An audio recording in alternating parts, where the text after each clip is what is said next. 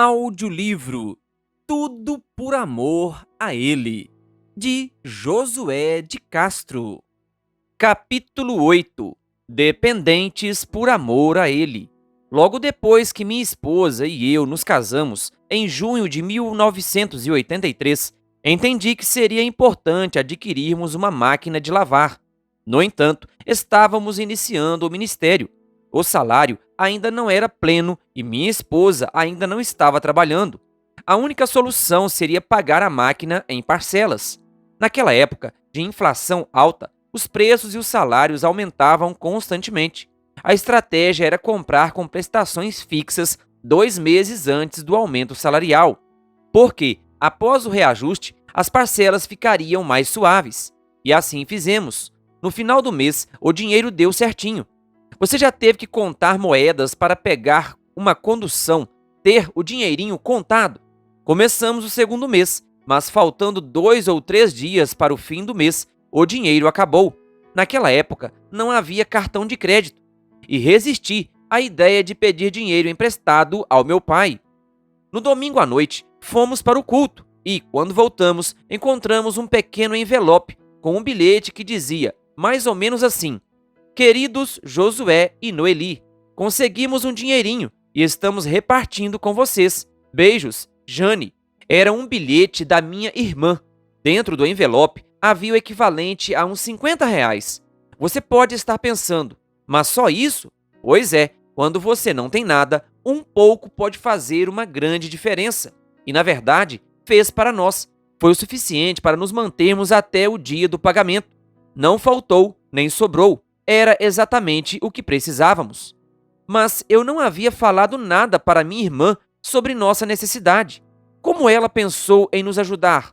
Não tenho dúvidas de que o Deus do céu, que tudo vê, tocou o coração dela, para que, no momento exato, ele pudesse intervir por meio dela. Foi uma demonstração carinhosa de que ele estava cuidando de nós com suas providências.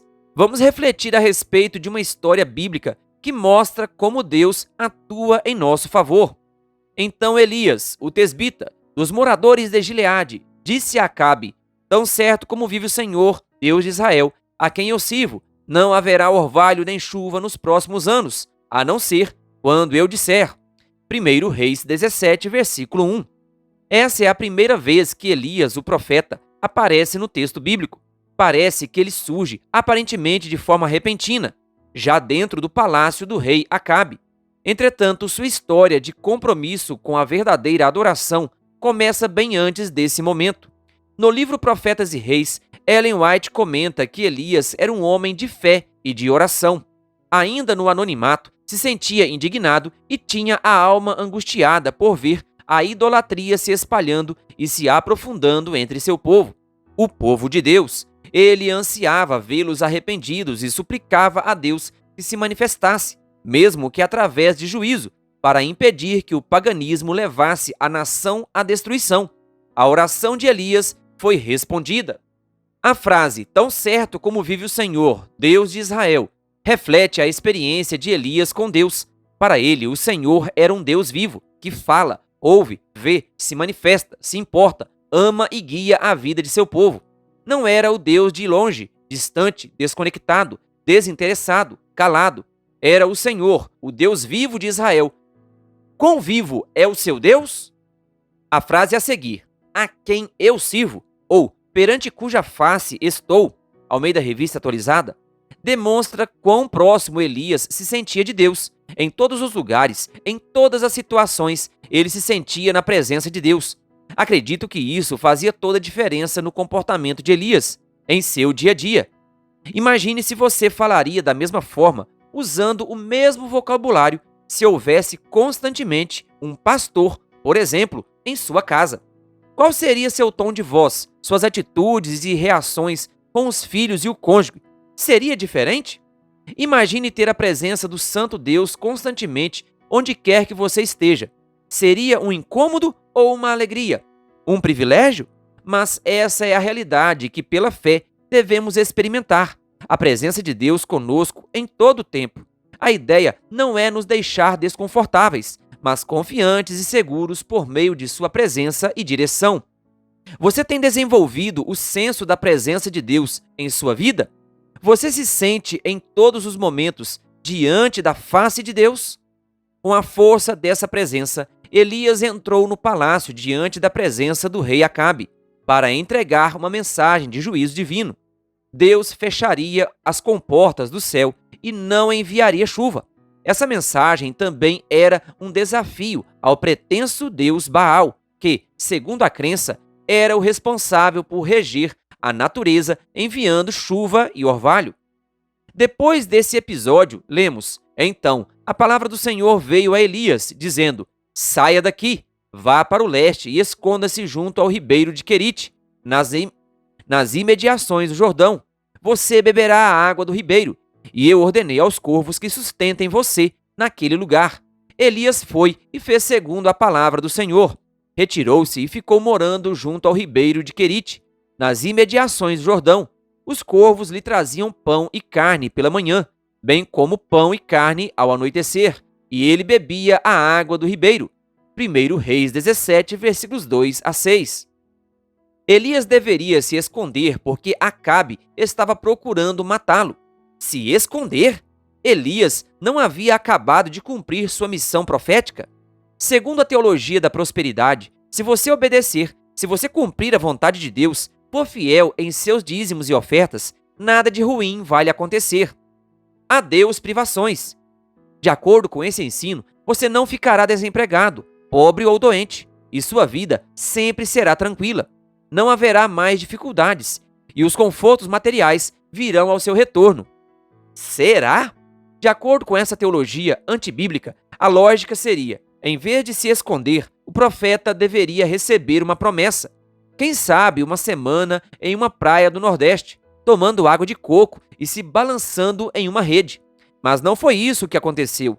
Deus mandou o profeta para um lugar inóspito, sem conforto, solitário, tendo o que comer só 2 vezes por dia, e o mesmo cardápio simples: pão, carne e água. Se repetiria todos os dias, por muito tempo. Esse relato nos mostra que, às vezes, para nos proteger e ensinar, Deus nos leva a lugares difíceis e permite situações desafiadoras, em que nossa fé será testada ao limite para sabermos o que está em nosso coração. Deus não quer uma fidelidade à base de troca. Senhor, eu só lhe dou o meu dinheiro se o Senhor me der o dobro ou se mudar minha realidade financeira. Deus abomina isso. Nossa fidelidade a Deus tem a ver com a fidelidade dele para conosco. A fidelidade é uma resposta ao que ele é para mim, mais do que ao que ele me concede. O tratamento e o cardápio oferecidos por Deus nem sempre são 5 estrelas. Esconda-se junto ao ribeiro de Querite, nas imediações do Jordão. A palavra Querite deriva do verbo original hebraico karatz, que tem o sentido de cortar, colocar no lugar certo. A ideia é de aparelhar, uma linguagem vinda da marcenaria, cortar uma peça de madeira para ser encaixada em um móvel. Quando Elias é mandado para Querite, Deus tem em mente discipliná-lo, treiná-lo e prepará-lo para o tornar um servo útil, modelado segundo o caráter de Deus. No lugar de treinamento, Deus corta e coloca no lugar certo. Esse corte e preparo, na maioria das vezes, é um processo desagradável, dolorido, difícil, mas necessário. Deus tem seus lugares reservados como local de treinamento. Muitas vezes, silêncio e solidão fazem parte do treinamento de Deus. Ele estava preparando Elias para grandes desafios. Querite se tornaria uma sala de aula para Elias. Aprendendo a humildade. E eu ordenei aos corvos que sustentem você naquele lugar. 1 Reis 17, versículo 4. Não devemos confundir os corvos com urubus, mas eles também são aves de rapina.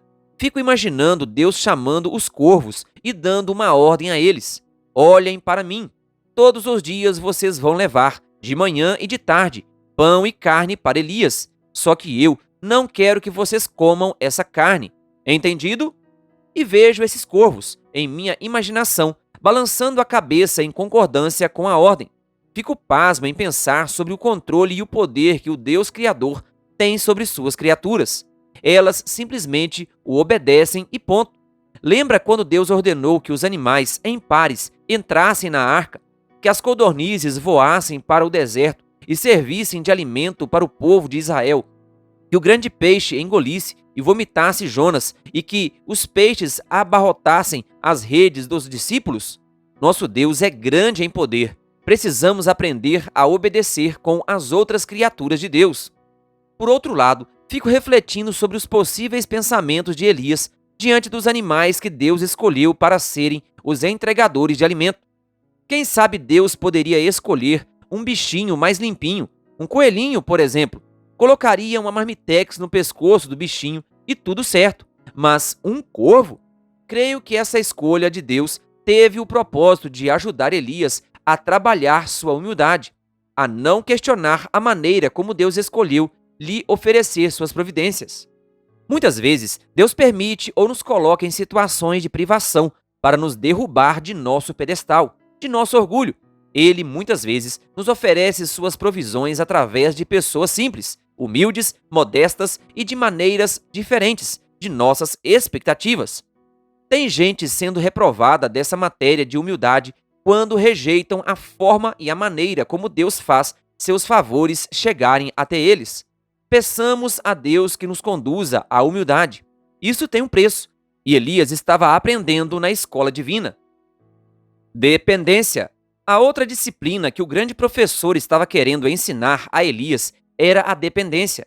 Os corvos lhe traziam pão e carne pela manhã, bem como pão e carne ao anoitecer, e ele bebia a água do ribeiro. 1 Reis 17, versículo 6. Em Querite, não havia outra possibilidade de sobrevivência a não ser pelo milagre diário de Deus. Não havia supermercado pelos arredores, até porque, se houvesse, as prateleiras estariam vazias por causa do desabastecimento. Não havia padaria nem nada por perto. Elias dependia completamente da disposição de Deus em enviar o alimento diário a ele. No entanto, nos horários certos, a cada dia, vinham os garçons de Deus trazendo vida em forma de pão e carne. Era Deus provendo as necessidades de Elias. O apóstolo Paulo reconhece isso quando diz: pois nele vivemos, nos movemos e existimos. Atos 17, versículo 28. E Isaías afirma que aquele que anda em justiça habitará nas alturas. As fortalezas das rochas serão o seu alto refúgio. O seu pão lhe será dado, e água nunca lhe faltará. Isaías 33, versículo 16. Ellen White comenta: a cada momento somos mantidos pelo cuidado de Deus e sustentados pelo seu poder. Deixe-me lhe perguntar: quem realmente sustenta você? Quem supre as suas necessidades? De quem você depende para viver? Talvez sua resposta imediata seja: eu vivo do meu trabalho, do meu esforço, do meu suor para colocar comida em casa. Você está parcialmente certo, mas isso não é tudo. Temos que considerar que, se não fosse Deus, que lhe dá força, saúde, energia, inteligência, oportunidades, você nem se levantaria de manhã para trabalhar. Então, a verdade é que nossa vida depende da ação imediata, constante e ininterrupta de Deus sobre tudo e todos. O Senhor falou por meio de Moisés. Portanto, não pensem: a minha força e o poder do meu braço me conseguiram estas riquezas. Pelo contrário, lembrem-se do Senhor, seu Deus, porque é Ele quem lhes dá força para conseguir riquezas. Deuteronômio 8, versículos 17 e 18. Aprender a depender de Deus. Essa era uma disciplina importante que Deus queria ensinar a Elias na sala de aula de Querite. Nós também precisamos reconhecer nossa dependência de Deus e ser agradecidos por todos os seus favores e cuidado. Ellen White comenta: aqueles que deixam de compreender sua contínua dependência de Deus serão vencidos pela tentação. Jesus vivia na dependência de Deus e em comunhão com Ele. Deus não pode nos usar para maiores tarefas sem que antes aprendamos a depender dEle. Precisamos aprender a confiar. De Querite para Sarepta. Mas, passados alguns dias, o ribeiro secou, porque não chovia sobre a terra. Então, a palavra do Senhor veio a Elias, dizendo: levante-se e vá a Sarepta, que pertence a Sidom, e fique por lá. Ali, ordenei a uma viúva que dê comida a você. 1 Reis 17, versículos 7 a 9. Deus tem um tempo determinado para tudo. Ele permitiu que o ribeiro secasse porque queria levar seu discípulo para outra sala de aula, agora com mais alunos. O treinamento de Deus prevê preparo para relacionamentos de paciência, bondade e amor.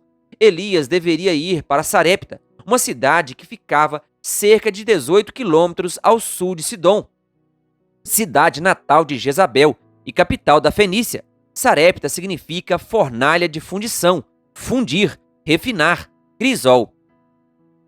Depois de Querite, cortar do tamanho certo, Elias deveria ir para o refinamento. Seu treinamento deveria continuar lá.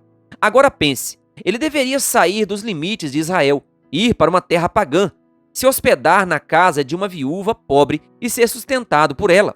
Na cultura oriental, a mulher ocupava uma posição inferior à do homem. Ser sustentado por uma mulher viúva, pobre e ainda pagã seria uma grande humilhação para qualquer homem daquela época e, quem sabe, até hoje. Parece que a disciplina sobre humildade deveria ser aprofundada. Fico maravilhado com a disposição de Elias em obedecer ao que Deus manda, sem murmurar ou pedir explicações do porquê disso ou daquilo.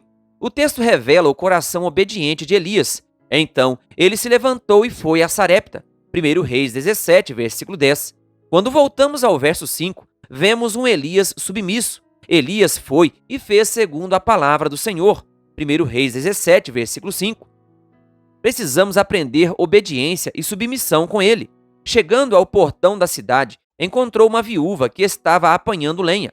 Ele a chamou e lhe disse: "Por favor, traga-me um pouco de água numa vasilha para que eu possa beber." Quando ela já estava indo buscar a água, Elias a chamou e lhe disse: "Traga-me também um bocado de pão, por favor." 1 Reis 17, versículos 10 e 11. Quando leio esse verso, penso em alguns colegas que vendiam livros para estudar. Quem sabe diriam assim: "Será que você poderia me arranjar um pouco de água, porque já estou sem comer desde ontem?" Aproveitariam para falar que estavam com sede e com fome ao mesmo tempo. Porém, ela respondeu: "Tão certo como vive o Senhor, seu Deus, não tenho nenhum pão assado. Tenho apenas um punhado de farinha numa panela e um pouco de azeite num jarro. E, como você pode ver, apanhei 2 pedaços de lenha e vou preparar esse resto de comida para mim e para meu filho. Vamos comer e depois morreremos de fome." 1 Reis 17, versículo 12. A resposta daquela viúva não poderia ser mais dramática. Naquele tempo de fome e escassez, todo o suprimento que ela tinha era quase nada e estava prestes a acabar naquele mesmo dia. Não havia mais esperança para ela nem para o filho depois daquele último pão. Quem sabe Elias recuaria diante desse quadro de miséria e pediria desculpas por não saber que a situação era tão grave. Mas, surpreendentemente, o profeta não retira seu pedido. Elias disse a ela: "Não tenha medo, vá e faça o que você disse, mas primeiro faça um pãozinho com o que você tem e traga-o para mim. Depois, prepare o resto para você e para o seu filho. Porque assim diz o Senhor, Deus de Israel: a farinha da panela não acabará e o azeite do jarro não faltará, até o dia em que o Senhor fizer chover sobre a terra." 1 Reis 17, versículos 13 e 14. À primeira vista, parece que Elias está sendo egoísta, mesquinho, sem consideração, pensando só nele, sem levar em conta a miséria daquela família. Mas o profeta tinha uma palavra de conforto para aquela mulher consumida. "Não tenha medo, filha. Existe outro caminho, outro jeito de as coisas se resolverem, e você não está enxergando. Essa maneira é a entrega de tudo sem reservas nas mãos de Deus. É a obediência baseada na fé. É a crença de que Deus fará aquilo que Ele está prometendo. Apenas confie." Essa palavra chega a nós também. Somos chamados a viver pela fé, como lemos em Abacuque 2, versículo 4. "Mas o justo viverá pela sua fé." Precisamos exercitar nossa fé em toda a palavra que sai da boca de Deus. Confiar que Ele está trabalhando por nós, mesmo que não estejamos vendo ou sentindo nenhuma evidência da sua atuação. O que Ele falou se cumprirá. Ele está assentado em seu trono, em seu santo templo, dirigindo todas as coisas. Ele está atento a cada movimento, a tudo o que os homens fazem e pensam sobre a terra. Nada foge aos seus olhos. às suas avaliações, ao seu julgamento e ao seu amor. Creia que Deus é capaz de fazer qualquer coisa, até o que é impossível aos olhos humanos. Por mais estranho que pareça, Deus sempre tem seu jeito próprio de fazer as coisas, e tudo o que ele faz não tem atraso nem demora. Temos que aprender a esperar e confiar. Nesse episódio, conseguimos observar o princípio, primeiro Deus, que Jesus mencionou muito tempo depois. Busquem em primeiro lugar o reino de Deus e a sua justiça, e todas estas coisas lhes serão acrescentadas. Mateus 6, versículo 33. Isso significa priorizar Deus em tudo na vida. Primeiro Deus em nosso tempo, em nosso dia. Buscarmos a presença de Deus logo quando acordamos. Primeiro Deus em nossa família e em todas as decisões relacionadas à vida familiar. Primeiro Deus na saúde. Vivermos conforme a orientação divina para o cuidado do nosso corpo.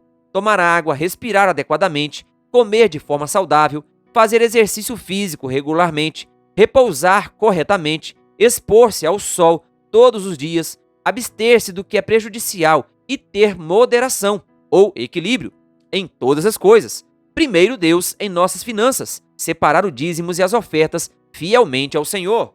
Alguns defendem a ideia de que o dízimo e as ofertas deveriam ser entregues apenas pelos que têm mais recursos. Olham com estranheza a ordem divina de fidelidade para os que mal têm o suficiente para viver. No entanto, é importante lembrar que os mandamentos de Deus são sempre fonte de bênçãos, nunca conduzem à ruína ou ao retrocesso. Por isso, mesmo aqueles que ganham muito pouco são chamados a colocar Deus em primeiro lugar, confiando no cumprimento de suas promessas àqueles que lhes são fiéis no pouco. Como disse o Senhor: muito bem, servo bom e fiel, você foi fiel no pouco, sobre o muito o colocarei. Venha participar da alegria do Senhor. Mateus 25, versículo 21. Deus espera que confiemos nele no pouco ou no muito e que sejamos obedientes, porque a obediência prepara o caminho para a bênção. A presença de Elias naquele lugar representa a própria presença de Deus visitando aquela viúva. Elias chegou no exato dia em que a viúva temia ter que abandonar a luta pelo sustento. Isso foi uma coincidência? Com certeza não. Foi providência, um carinho de Deus. Foi o cuidado de Deus pelos seus filhos. Deus conhece as circunstâncias, a falta de recursos, a situação desafiadora de cada pessoa e trabalha para que a falta de esperança seja trocada pela esperança, para que a suficiência tome o lugar da miséria e a provisão acabe com a privação. Deus opera incansavelmente por meio de pessoas, circunstâncias, organizações e anjos para alcançar o necessitado e reacender nele uma chama de esperança. A viúva foi e fez segundo a palavra de Elias. Assim comeram ela e a sua casa durante muitos dias. A farinha da panela não acabou e o azeite do jarro não faltou, segundo a palavra do Senhor, anunciada por meio de Elias. 1 Reis 17, versículos 15 e 16. Aquela mulher acreditou e agiu conforme sua fé. A ação é um reflexo da verdadeira crença. Fazer é consequência do verdadeiro crer. Tiago diz: assim também a fé sem obras é morta. Tiago 2, versículo 26. A fé foi recompensada com o milagre, o agir de Deus. A farinha não acabou e o azeite não faltou por muitos dias. Quando Deus chega, traz esperança, suprimento e possibilidades. Como a farinha e o azeite se multiplicaram por muitos dias? Não sabemos. Só sabemos que o mesmo fenômeno aconteceu quando a água se transformou em vinho. Ver João 2, versículo 9. E quando os pães e os peixes se multiplicaram nas mãos de Jesus. Mateus 15, versículo 36. Essa foi mais uma manifestação do infinito poder de Deus a favor dos seres humanos. Ele pode tudo. Deus sempre age. Era tempo de férias e saímos para a colportagem, venda de livros, para pagar o seminário. Fomos para a cidade de Araxá, Minas Gerais. Normalmente, quando chegávamos a uma cidade, o primeiro lugar que procurávamos para ficar era a igreja. Éramos 3 amigos, João Veiga, Marcelo Valado e eu. Quando chegamos ao endereço, vimos que a igreja estava em construção, estava apenas coberta. Não tinha janelas ou portas, nem salas de apoio, onde normalmente ficávamos. Apesar disso, os irmãos já estavam se reunindo ali, precariamente. Como era um domingo à tarde, ficamos esperando os irmãos chegarem para o culto da noite. Participamos do culto, nos apresentamos como seminaristas do IAE, hoje o NASP São Paulo, e ficamos por ali. Ao final, as pessoas passaram por nós e nos desejaram sucesso, e uma a uma foram saindo. Uma senhora, porém, se aproximou de nós e, de maneira muito objetiva, quase afirmando, perguntou: "Vocês não têm onde ficar, não é?" "Não temos", respondemos. "Querem ficar com a gente?" "Queremos." Assim, acompanhamos a irmã Luzia e seu filhinho, Elias, até onde eles moravam. Quando chegamos ao lugar, era uma casa em construção. Estava escuro e, em vez de ela entrar pela porta da frente, virou à direita e depois desceu um corredor à esquerda, e no final, à esquerda novamente. Chegamos. Ela abriu a porta do portão daquela casa em construção, acendeu a luz e disse: "É aqui que nós moramos." Era um cômodo, onde havia 2 camas, um fogão e algumas caixas. Era ali que nós 3 dividiríamos espaço com a irmã Luzia e seu filho. Logo providenciamos uma cordinha para dividir aquele cômodo com um lençol, e ficou um ambiente para eles e outro para nós. Estendemos nossos confortáveis colchonetes e dormimos agradecidos por Deus ter providenciado um abrigo para nós.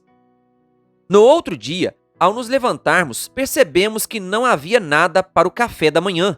Fomos à padaria e compramos pão e leite para nós e para eles. Saímos para o trabalho e, na hora do almoço, voltamos para casa e também não tinha comida. Fomos ao mercado e trouxemos alimento, que a irmã Luzia preparou para nós e para eles. E isso aconteceu durante os 15 dias que ficamos com eles. Quando chegou o dia de ir embora, agradecemos a hospitalidade, bondade e generosidade daquela querida irmã em Cristo. Lhe demos um grande abraço e seguimos para a nossa jornada estudantil. Passados alguns anos, quando eu já estava nos Arautos do Rei, fomos cantar na cidade de Uberaba, Minas Gerais. A apresentação era em uma praça pública, com centenas de pessoas assistindo. Quando se está em um palco, podemos observar os que estão ali, como estão reagindo, e acaba ocorrendo um contato muito bom com as pessoas. Em um desses momentos, identifiquei um rosto familiar, porém, não consegui distinguir imediatamente. No entanto, nosso cérebro é extraordinário. Aquela fisionomia passou a ser procurada nos arquivos da memória, e não demorou muito para aparecer o resultado. Era a irmã Luzia, de Araxá. Fiquei muito feliz em poder vê-la naquele lugar. Terminado o programa, peguei uns discos de vinil do quarteto, fiz uma dedicatória, pedi para meus amigos assinarem e fui tentar encontrar a irmã Luzia. Não demorou muito para achá-la no meio daquela gente querida.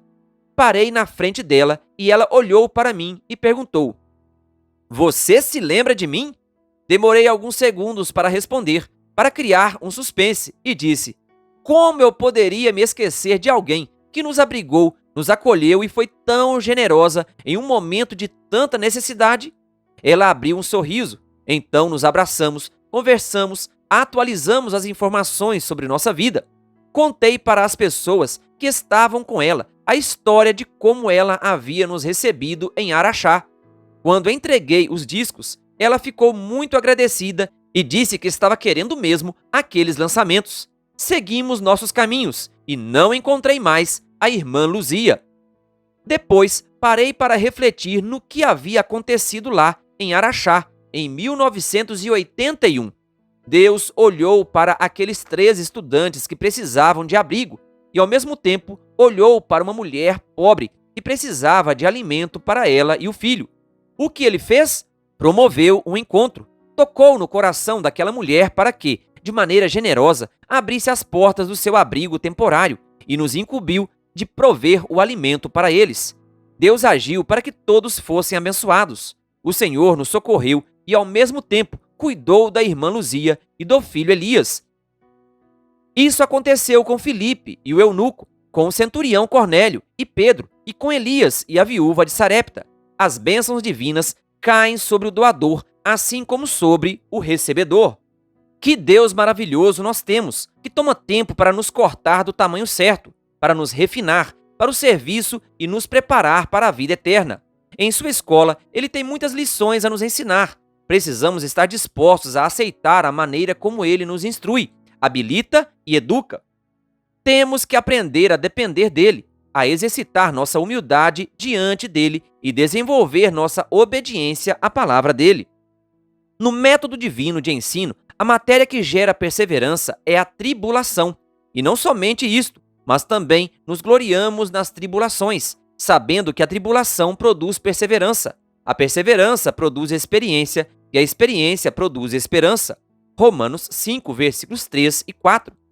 Fico emocionado quando penso na maneira tão carinhosa, atenciosa e necessária com que Deus atuou nessa história de Elias e em tantas outras ocasiões, apenas para confirmar que ele é um Deus que cuida, provê, dirige, disciplina e ensina com suas providências aparentemente estranhas e personalizadas, porém muito eficazes e frutíferas. Reflita na letra desta música. Eu penso no meu Deus, no cuidado que ele tem, sempre a me guardar, cuidar do meu viver. Eu posso descansar, sei que nada vai faltar, ele cuida bem de mim, pois é meu Pai. Enquanto estiver com Deus, seguro estou. Se a ele eu me entregar, seguro estou. Às vezes eu nem sei, bem na hora, o que fazer. Então procuro a Deus, num momento de oração. Eu sinto que outra vez o sol brilha para mim. Ele me responde assim: pois é, meu Pai. Querido ouvinte, que Deus lhe abençoe. Se inscreva em nosso canal e ative o sininho das notificações. Canal O Bom da Bíblia, compartilhando a Palavra de Deus.